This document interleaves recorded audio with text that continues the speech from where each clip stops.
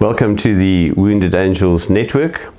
I'm Peter Woods, and we are busy exploring the 5 gates of grief, the headings given to a process devised by the psychologist and soul activator, he calls himself, Francis Weller.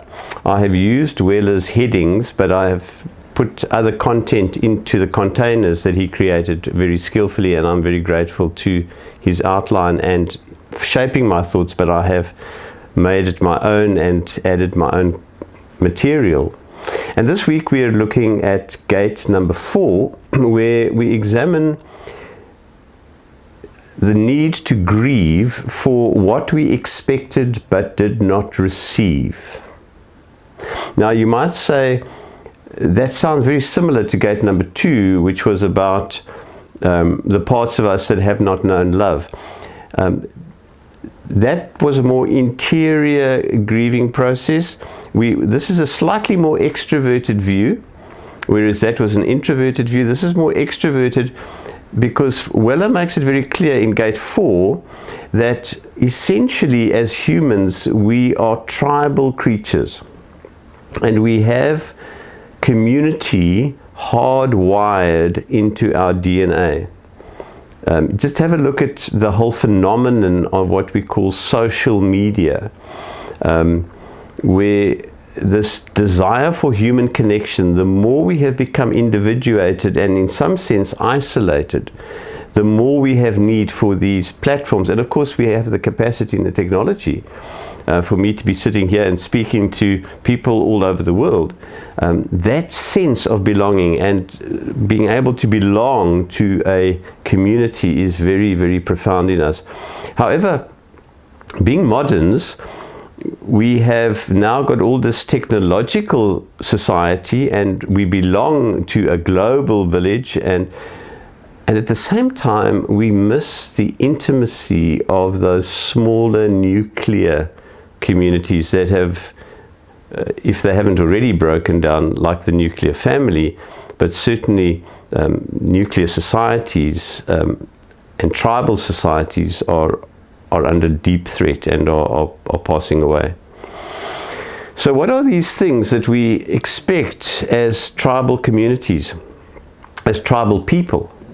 And Weller would say one of the first things we expect is affirming witness. I'm recording this just before the celebration of the Christ Mass on the 25th of December.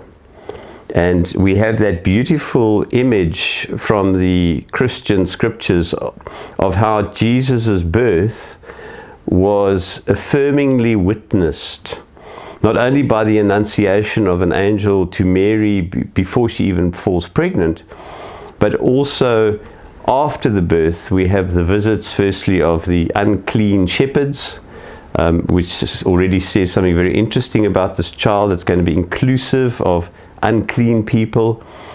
And then there are the wise magi who come from afar, this affirming witness that somebody really special has come into the world. And of course that lies archaically in all our religions. There are similar portents and affirmations in the birth of the Buddha.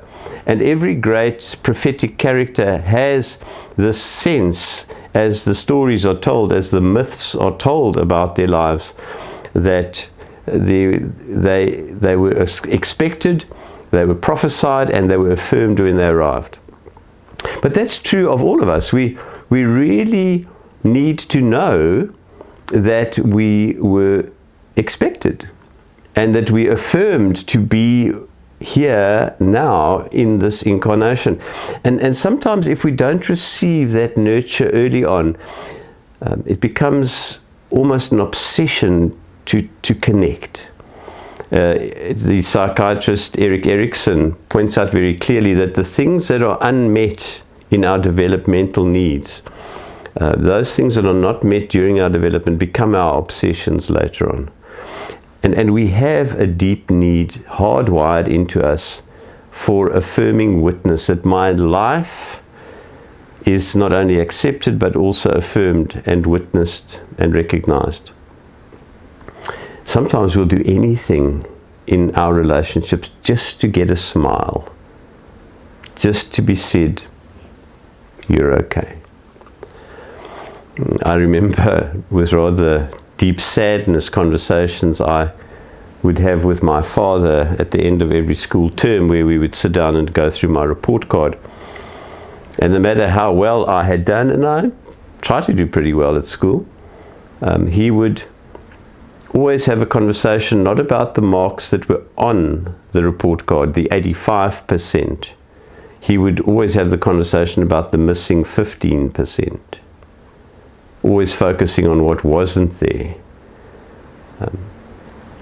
We need affirming witness, and if we don't get it, something in us dies and is unfulfilled, and we need to mourn that.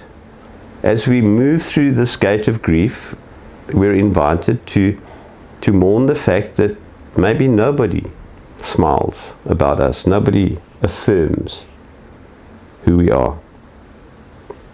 The second thing we expect as tribal people arriving into our incarnations and our lives is nurture. To be born into the lives of parents who are able not only to affirmingly witness us and see us, but also to nurture us, to grow us, to create an environment in which we will be safe and secure, deeply planted in love, and able to root down into a history and a legacy that is important and sound. That, of course, is very much missing in our society today. Just this week I had the terrible experience of leading a workshop for care workers who work amongst the poorest of the poor communities here in our city of Port Elizabeth, and they live and work amongst very poor communities, and they are involved in a project in caring for orphans, many of them AIDS orphans, and vulnerable children. And when I wished this group of 20 women who had been on a course that I'd been presenting a happy Christmas and a happy holiday, there was not a lot of joy in the room, and I was a little surprised. And somebody said, this is not a happy time for us, because in South Africa on the 16th we stop work, all the builders stop working, contractors, and we had this long break. It's like our summer break until the 2nd of January. And these women were saying, in our poor communities, this is not a happy time, because today the men will get paid their bonuses, and the drinking will start.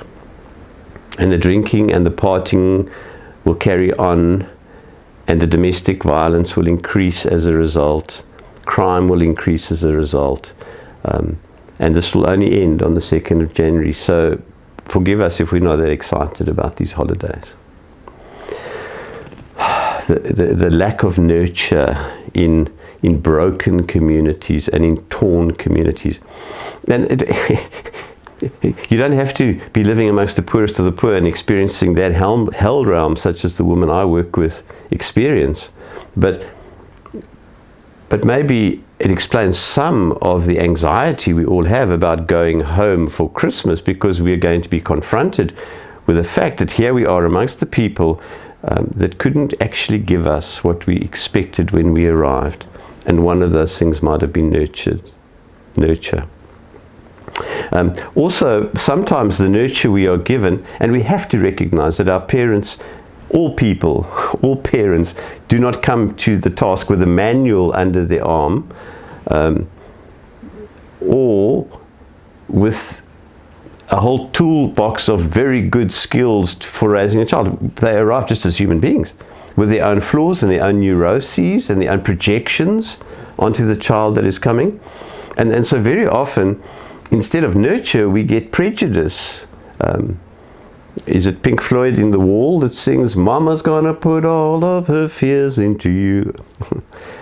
So we receive mama's fears and mama's prejudice. We drink it in with our mother's milk.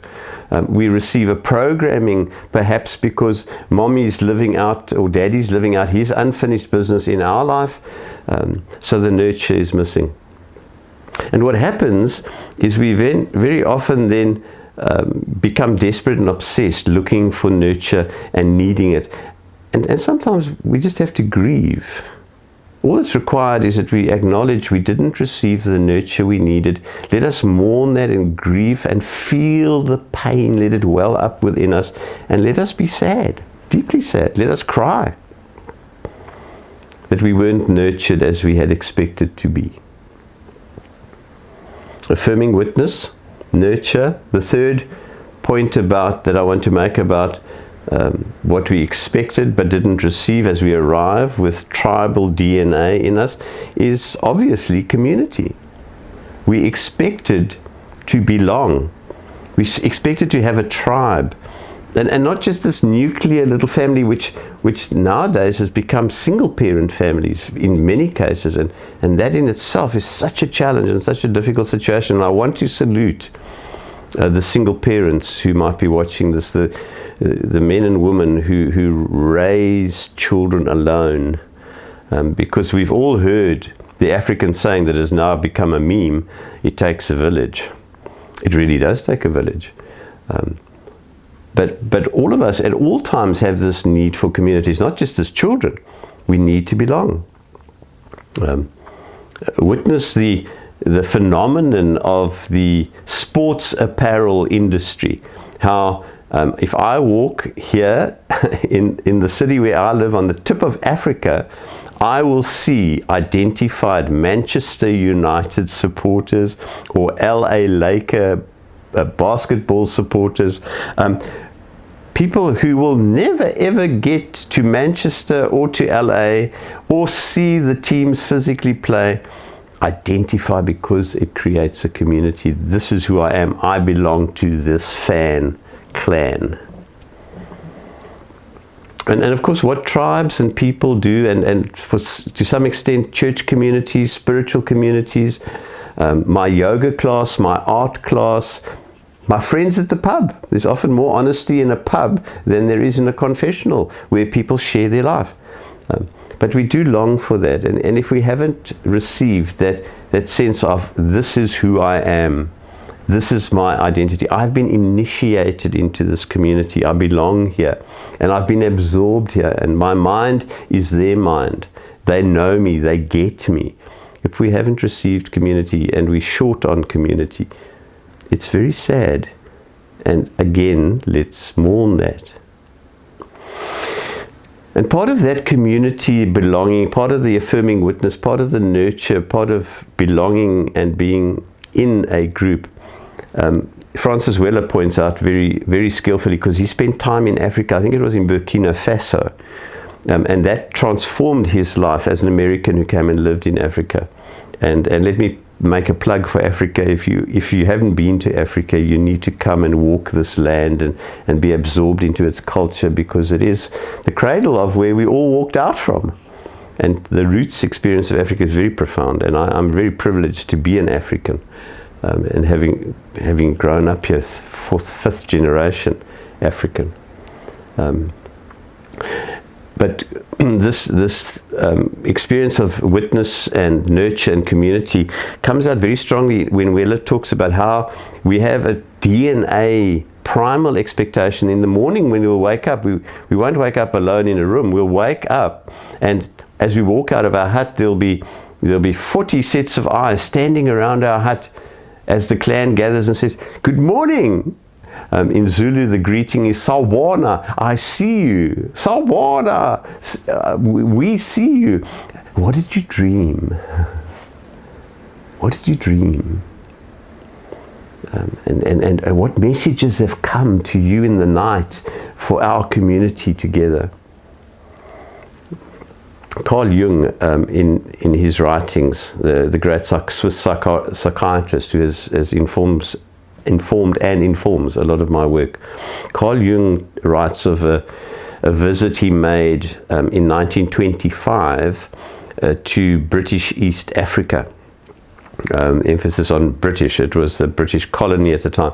Jung was fascinated with First Peoples cultures, and in his research into the collective unconscious, he was trying to connect the newly forming science of psychology with the ancient rituals and procedures of ancient cultures to show the thread of consciousness and the collective unconscious and archetypes and all other things that we'll still explore on this channel. But Carl Jung in 1925 goes to British East Africa, as it was known then, and he meets with the tribal shamans and the chiefs in various villages, and he records one particular meeting. The British are in control, subjugated are the people of British East Africa. And in a meeting with these shamans, he's very interested to know from them, so what are you dreaming? What do you dream? And the shamans are completely nonplussed. They just don't answer. So he interrogates them, what are you dreaming? Please tell me, what are you dreaming? And eventually one of them says, sir, we no longer dream. The district commissioner from London dreams for us. The district commissioner dreams our dreams and tells us what the queen or the king dreams for us. It's a terribly biting, sad story. And so if we haven't had our dreams witnessed, if somebody hasn't been interested in our dreams, whether they're day dreams or night dreams or visions or expectations or excitements, again, let's recognize what that has done to us, how that has been an unmet expectation, and let us grieve for the dreams that were killed by the life that we have lived. The fifth expectation I'd like to focus on, and it's all tied in with affirming witness and nurture and community and dreams, is we have an expectation of order and predictability. If you watch children growing up, children love routine. Children get destabilized when there's no routine, when there's no predictability, when there's no order. And for generations and millennia, life was very daily, very ordered, very ritual. There was the ritual of the seasons, the planting and the harvest. There was the ritual of the seasons. And then later on the rituals of religion and the feasts, the great feasts of the church, Advent and Christmas and Easter and Pentecost, were all great time-connected rhythms of our life. But that has all been compressed and speeded up, and rituals have fallen apart, and some of them have managed to try and cope, but if you go to any church today, you're not going to find ritual in that ancient form that nurtured our forefathers and mothers. One will find a very different experience as the church tries to keep up with modern culture. But the sense of predictability is best brought out for me by a man with an unlikely name of Buckminster Fuller, who was a futurist. And Buckminster Fuller's contribution to this whole discussion is about the doubling of knowledge. So what he did was he researched into how human knowledge doubles and at what sort of pace. And he began with the year 1 BCE or the year 0 BCE, the Common Era. Or either Common Era, not BC, Common Era. And he then extrapolated that it took human knowledge 1,500 years, up to the Renaissance, it took human knowledge 1,500 years to double. And he set that as a unit of information. So 0 to 1,500, a unit of information. And then he looked for the next signs of the doubling of that unit of information, and he discovered that it doubled within 750 years, and it has, as if you plot it, and I won't follow all the plot points, but it becomes an absolute power curve on a graph. So much so that IBM are currently predicting that the entire body of human knowledge by 2050, not that far from now, that by 2050 the entire body of human knowledge will be doubling every 12 hours. So you'll wake up in the morning, and by the time you go to bed, all the information in the world will have doubled.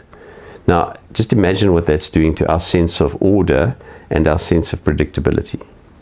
And that gives some explanation for the rise of conservatism, the rise of religious fundamentalism, because people are trying to hold on desperately and often to empty vehicles and destructive vehicles, I believe. I'm not sure conservatism, and I'm not sure that religious fundamentalism is the answer. I think we need to work on our adaptability for new things that are happening, but it is going to be a challenge, because hardwired into us we need order and predictability. And so let us also mourn and grieve the disruptions that have happened even in our own lifetime. If I look at the role of myself as a white male who's now in my 60s, how my role, and a clergyman, how those roles and those stereotypes have changed in my lifetime, where white male South African clergyman senior is actually, all of those contexts are contemptible in today's world. A reality, and probably well deserved, but how things have changed just in my own lifetime. And so I have to mourn that, and you have to mourn the changes in yours, and the absence of order and predictability in your own life. The things we came expecting and never received. And in a world with no more rituals that will help you grieve these things, can I invite you to start thinking of creating your own rituals, of using earth and fire and water and wind, and the elemental things around you, using art and writing and literature and music and dancing to find a way to express the deep grief that you feel as we walk through gate 4, remembering that the things we expected when we arrived, we haven't received. Thank you very much for your attention, and thank you for following the Wounded Angel Network.